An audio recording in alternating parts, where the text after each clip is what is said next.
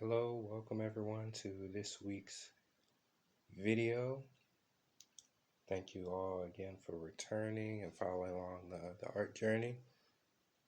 So for this week, I just thought to share what I've been learning, the new discoveries for this Greninja exploration, beginning with not always having a plan or a clear vision for your painting. I didn't have a clear vision for, you would say, the color scheme, so I just added the sketch, and then the two different ideas, or the idea that I had was to use yellow and a variation of this perylene violet. So I used a quinacridone yellow for the base, similar to our earlier Greninja exploration.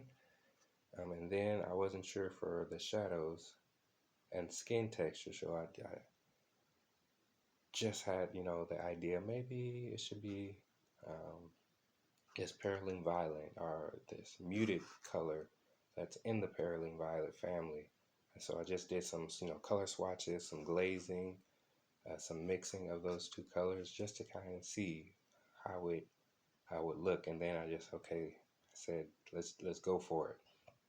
So that was the idea there. Not having an initial sketch or pre-painting for this painting, just to help get a color scheme, help get, maybe some textures I can try. Sometimes you just gotta go with your gut, see where it takes you. If it doesn't work out, we still learn something. Okay, and I kind of liked that approach, having two different approaches. So one with a kind of plan worked out, and then the other you just go with your gut. So the second thing is, wanted to share with you guys, was as well, going along that, not having a kind of worked out sketch or plan. Didn't have a clear idea. Some things kind of came together as I finished or worked through the painting. Some ideas I wanted to add back into the painting, like, the shadow idea was the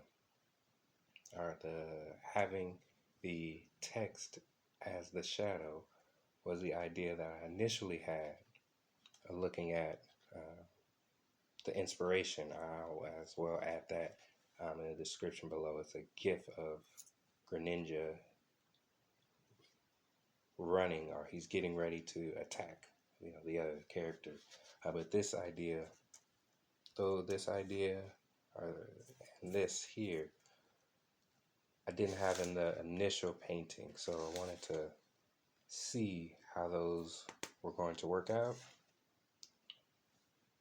at the end of the painting. So hopefully that helps. It's not a complete kind of thumbnail where you have all things worked out. It's kind of like it's worked through as you go along in the painting, if that makes sense. I think that makes sense.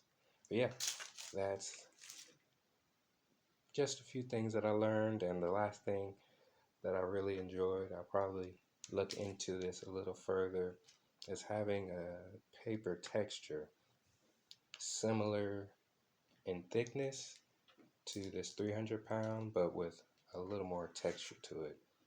As I enjoyed, as you can see it there, some of the pigment settling, pigment separation, this mix between a scene, there it is, okay, the mix between a metallic color, the perylene, and the quinacridone. So that gave a lot of interesting texture. So I wanted to, I think for future studies, maybe the last Greninja study, I'll have a paper that can produce a lot of that. Okay, so we'll end it there. Just a lot of things to add to the toolkit. We'll continue to finish up and add everything from this initial finished thumbnail sketch into the final composite painting for its print. and we'll show you guys where that is.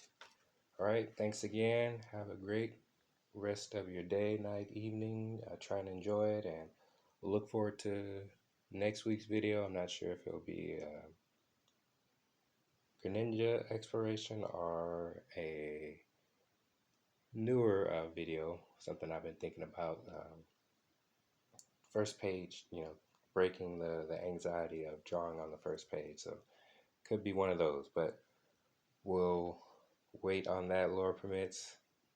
Please tune in, and we'll see you guys in the next one.